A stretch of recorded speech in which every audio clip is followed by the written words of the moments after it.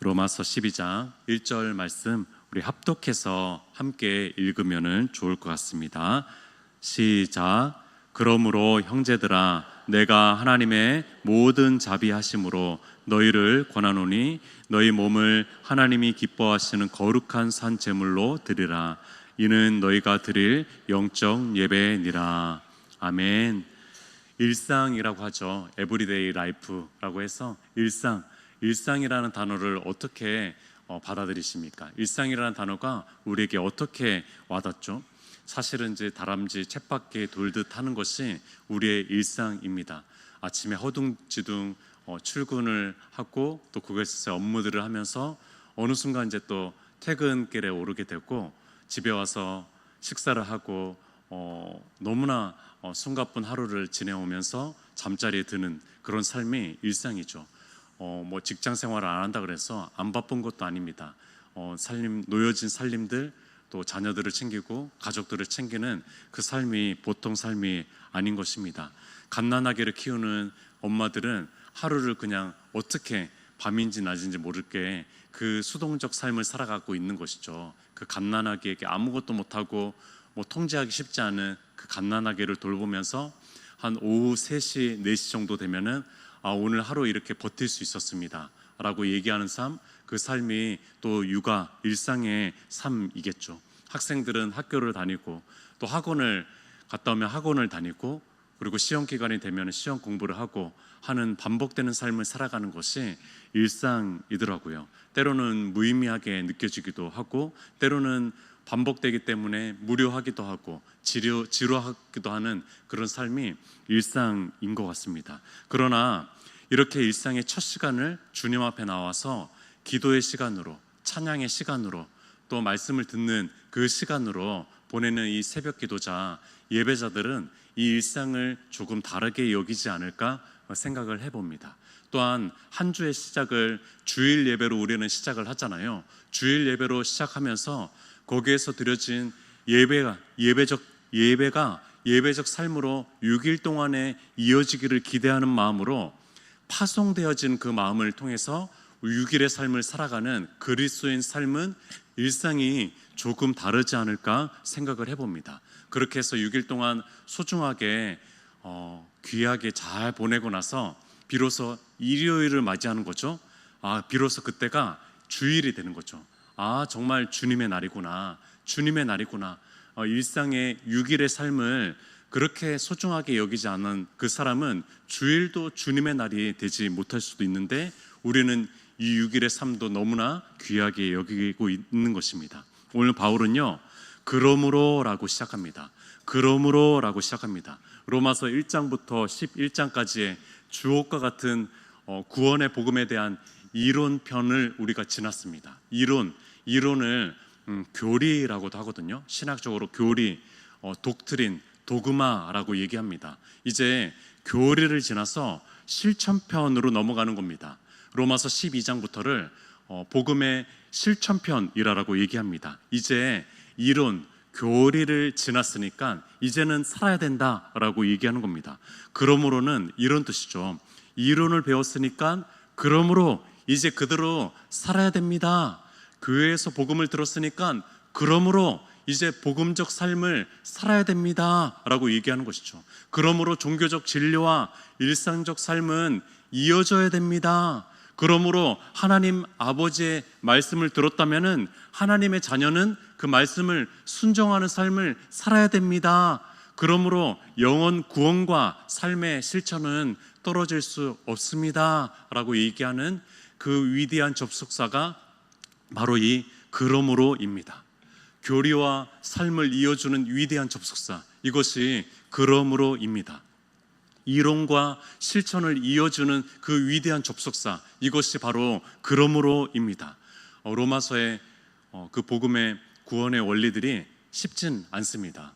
1장부터 11장까지 결코 쉽지가 않습니다. 이론편이 쉽지가 않습니다. 그러나 설교하는 저의 입장에서는 이 실천편이 더 어렵습니다. 이론편보다도 실천편이 더 어렵습니다. 왜냐하면 이 실천편은 이런 음성을 듣거든요. 너 성경대로 살고 있니? 너 그 묵상하는 거 설교하는 대로 너 살고 있니?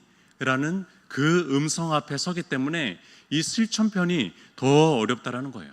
요한복음 8장 32절에 진리를 알지니 진리가 너희를 자유롭게 하리라 라고 선포하고 있는데, 제가 이 진리 안에서 정말 거침없이 잘 살아가고 있는지, 그 자유를 잘 선용하면서 살아가고 있는지 잘 모르겠습니다.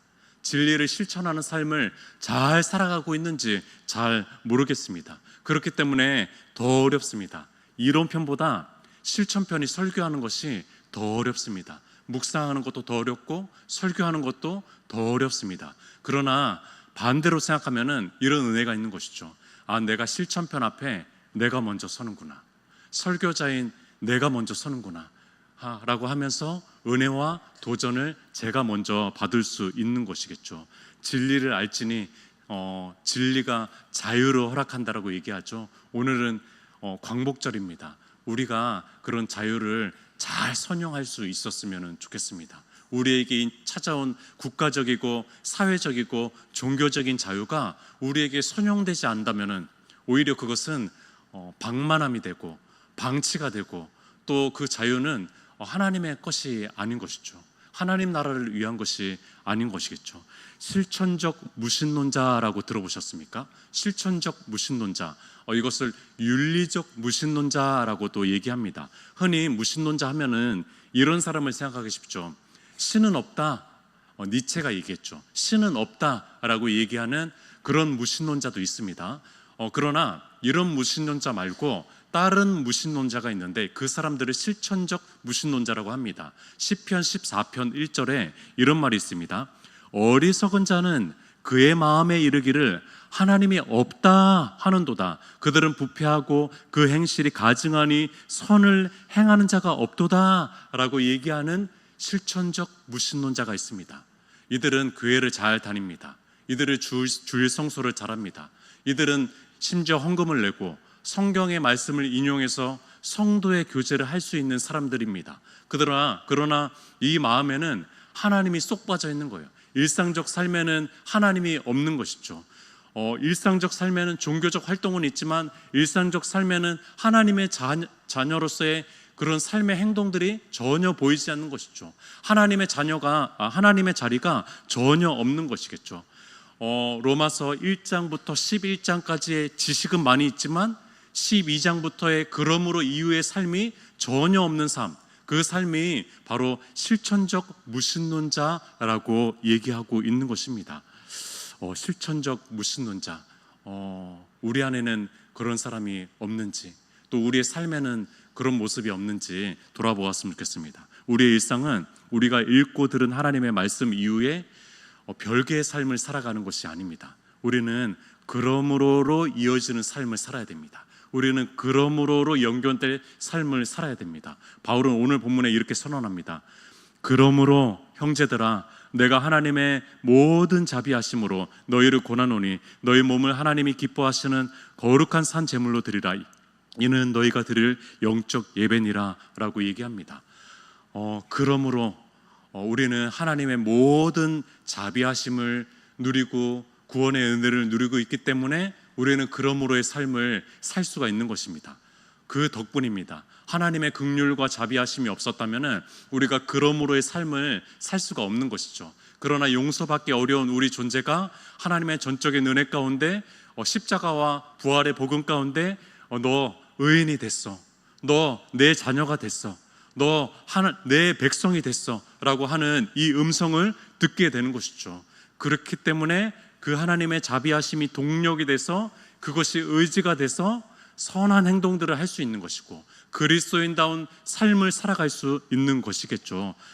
그것에 대한 위대한 반응이 우리의 삶입니다. 이 자비하심, 주님의 모든 자비하심 때문에 우리가 그렇게 살아갈 수 있는데 이렇게 권합니다.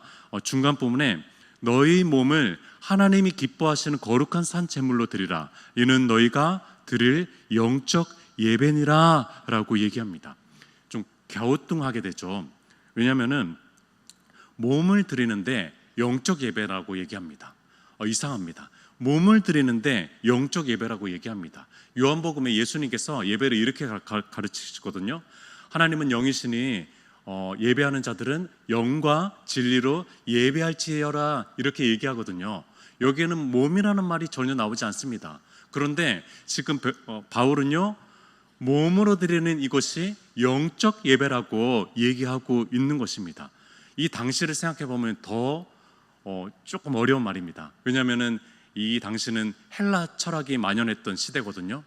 이 헬라 철학에서는 몸과 영혼을 따로 떨어뜨려서 생각합니다. 그래서 몸은 악한 것이라고 생각합니다. 몸은 부패하기 쉬운 것이라고 생각합니다. 그래서 몸을 떠나야 된다고 생각해서 계속 금욕하고 몸을 쳐서 복종시켜야 된다라고 얘기하는 것이 바로 이 헬라 철학입니다. 그러나 성경은 그렇지 않죠. 성경은 인간을요 그렇게 보지 않습니다. 성경은 영, 혼, 육이 하나 된 존재라고 바라봅니다. 그래서 3분법으로는 영, 혼, 육이고요, 2분법으로는 영, 육이라고 얘기하는 것이고, 그래서 유승원 목사님이라는 분은 인간에 대해서 이렇게 얘기를 했습니다.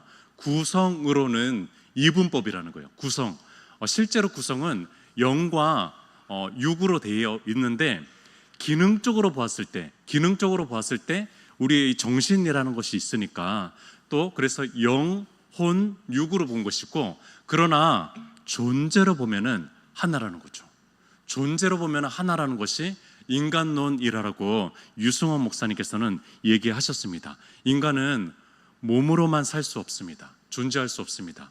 영혼만으로도 존재할 수 없습니다. 영혼이 없는 몸은 인간이 아닙니다. 몸의 기능이 다해서 심장이 멎고 뇌가 멎었으면은 우리의 영혼도 떠나가게 되어 있습니다. 성경은 몸이 하는 것을 영적인 것이라고 얘기합니다. 우리의 몸은 하나님의 형상이고 성령의 전이라고 얘기합니다. 몸에 상관없는 영혼은 없습니다. 몸이 더럽혀지면 영혼도 더럽혀진 것입니다. 몸이 더럽혀졌는데 영혼은 깨끗하다라고 얘기할 수 없습니다. 그래서 우리의 몸과 마음을 다 순결하게, 순전하게, 순수하게 지켜내는 것이 중요한 것입니다.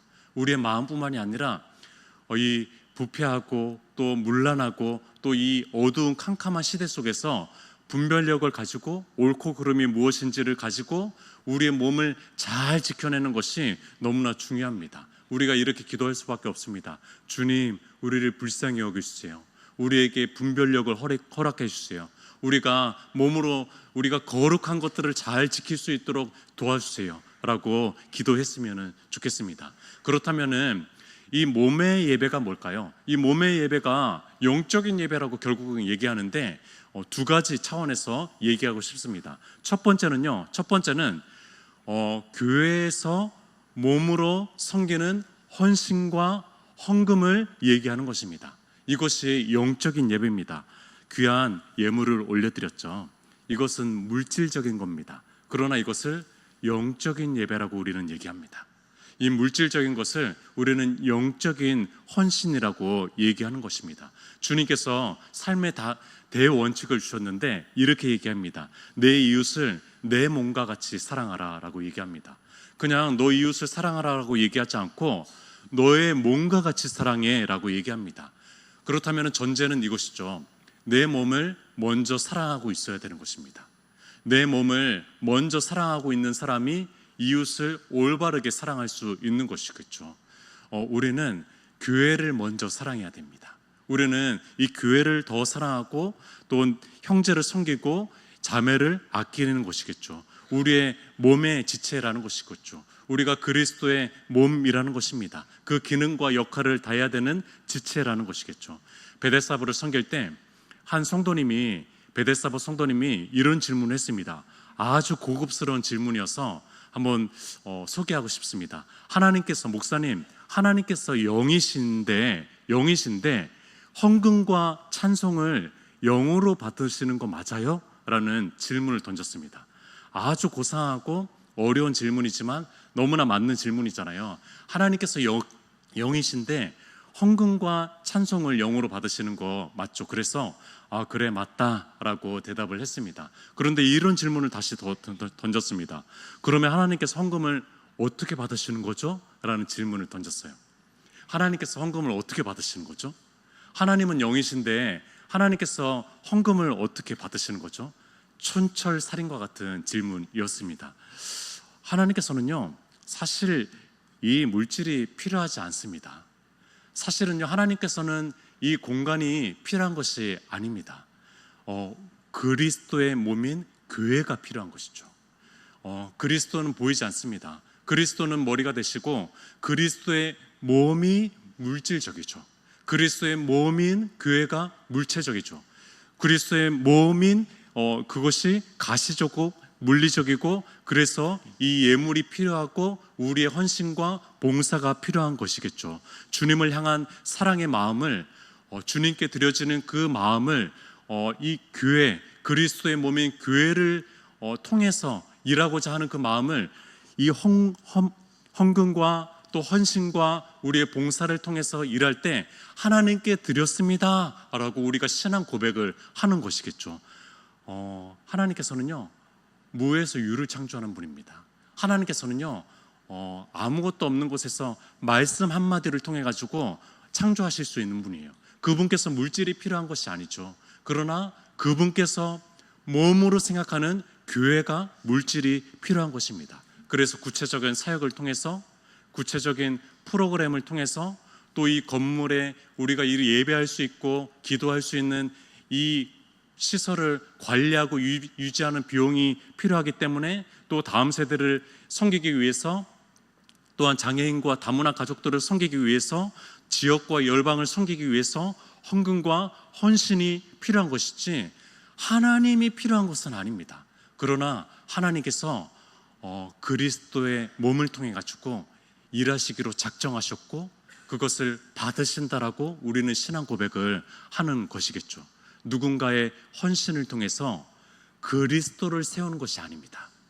그리스도는 이미 하늘 보좌 우편에 앉아 계셔가지고 모든 것을 누리고 있습니다. 모든 영광을 누리고 있습니다. 그리스도를 세우는 것이 아니라 그리스도의 몸을 세우는 것입니다. 교회를 세우는 것입니다. 그것을 하나님께서는 기쁘게 받으신다라는 거예요. 그것을 하나님께서는 내가 받았다, 내가 받았어, 내가 그 헌신을 받았다, 내가 그 예물을 받았다. 그래서 그 베데스다 성도님이 그 질문을 하고 나서부터 제가 헌금 설교를 1년에 꼭 2-3번은 했습니다. 이것을 정확하게 가르쳐야 되겠구나. 이 성도님들도 이 헌금에 대해서, 헌신에 대해서 정확하게 알아야 되겠구나 라는 생각을 해서 그렇게 설교하기 시작했습니다. 우리는 그리스도의 몸입니다. 얼마나 감격스럽습니까? 주님의 몸이래요. 그분께서 머리 되시고 우리가 거기에 신체의 일부를 담당하고 있다는 거예요. 얼마나 감격적입니까? 얼마나 감사한 일이에요. 얼마나 감동스러운 일입니까? 우리가 그리스도의 몸이고 그리스도의 지체입니다. 여기에 감사하고 감격된 마음으로 헌신하고 헌금할 수 있었으면 좋겠습니다. 2번째입니다. 우리의 몸의 예배가 영적인 예배라는 2번째 차원은요, 우리가 단순히 성전뜰이나 예배당 안에서만 예배드린다라는 것이 아닙니다. 그 예배당 담장 너머를 뛰어넘는 삶이라는 것이겠죠. 가정과 학교와 사회와 시장에서 드리는 예배를 말하는 것입니다. 물론 여기에서 막 크게 찬양을 하고 박수치면서 기도를 하고 말씀만 읽으라는 것이 아니죠. 회사에서는 열심히 일을 해야 됩니다. 거기에서는 업무적인 것으로 인정을 받아야 됩니다. 가정에서는 살림을 열심히 하고 가족들을 건사해낼 수 있어야 됩니다. 제가 말하는 이 몸의 예배라는 것은 생활 예배라는 것입니다. 매일매일의 삶이 하나님의 말씀을 살아가는 삶의 예배라는 것입니다. 우리의 언어 하나가, 우리의 행동 하나가 하나님께 쓰임받는 열매적 삶이어야 된다는 것입니다. 교회에 여러 양육 프로그램들이 있습니다. 제자 훈련이 있습니다. 성경 공부가 있습니다. 수많은 설교들이 있습니다. 또 수많은 성경적 해석의 지식들이 있습니다. 그러나 이 모든 것들이, 이 모든 들음과 지식이 최종적으로 나아가야 되는 것은 바로 삶의 열매입니다. 수많은 수료증보다도, 수많은 답안지보다도 더 중요한 것은 삶의 열매라는 것입니다. 삶의 열매가 수료증입니다. 삶의 열매가 말씀의 독후 감상문입니다. 삶의 열매가 답안지라는 것입니다. 세상 사람들이 무엇을 봅니까? 세상 사람들이 우리의 수료증을 봅니까? 그렇지 않죠. 세상 사람들은 우리의 삶의 모습들을 본다는 것입니다. 죽은 예배는 없습니다. 왜냐하면 우리는 살아있는 하나님과 예배, 하나님과의 만남이 예배라고 하는 것이기 때문에 그렇습니다. 그러나 죽은 쉬운 예배도 없습니다. 쉬운 예배도 없습니다. 왜냐하면 이렇게 1시간 예배 드리는 것이 우리의 예배가 전부가 아니기 때문입니다. 우리의 예배는요, 이 1시간 이후의 6일 동안의 삶의 그 일상적 예배가 더 쉽지 않은 예배라는 것입니다. 그것은 훈련하는 예배입니다. 그것은 우리의 삶으로 분투하는 예배입니다. 그 삶을 살아가는 예배입니다. 결코 쉽지가 않습니다. 이런 질문을 던져봅니다. 예배당에서 드리는 예배에 응답하기 위해서 실제 삶 속에서 어떤 실천을 하는가? 말씀에 반응하기 위해서 손해와 희생을 결단하는가? 어떤 위험을 감수하는가? 무엇을 참고 있는가? 때로는 어떤 오해를 감수하며 고난을 감수하는가? 이런 질문 앞에 당당하게 아멘, 알겠습니다. 아멘, 알겠습니다. 할 수 있으면 좋겠습니다. 정말 이렇게 결단할 수 있었으면 좋겠습니다.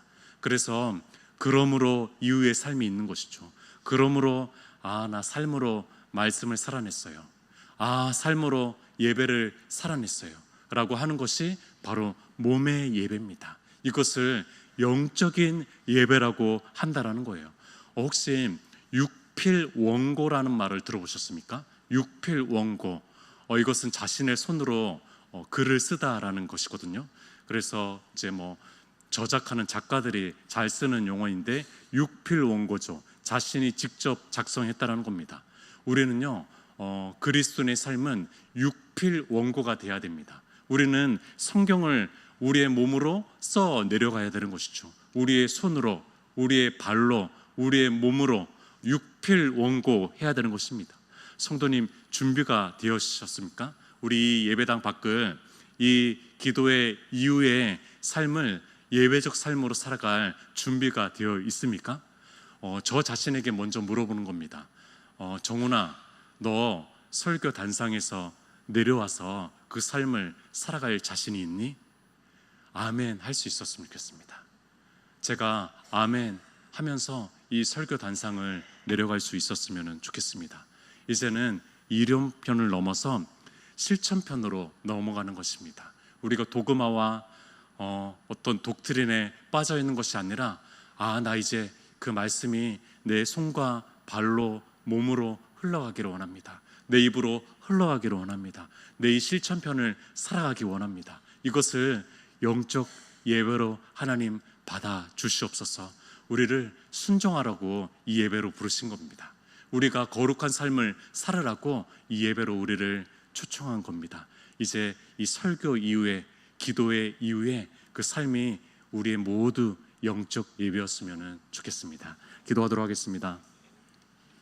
하나님께서 우리를 영적 예배로 부르십니다. 그 예배는 우리의 몸의 헌신과 또 언어와 몸의 행실들의 삶을 또 이어서 나가는 것을 영적 예배라고 합니다. 우리 그리스도의 삶을 살아가기 원합니다. 거룩한 삶을 살아가기 원합니다. 말씀을 우리의 육필 원고, 정말 우리의 몸으로 살아가기 원합니다. 주여 함께 외치면서 우리 기도했으면 좋겠습니다.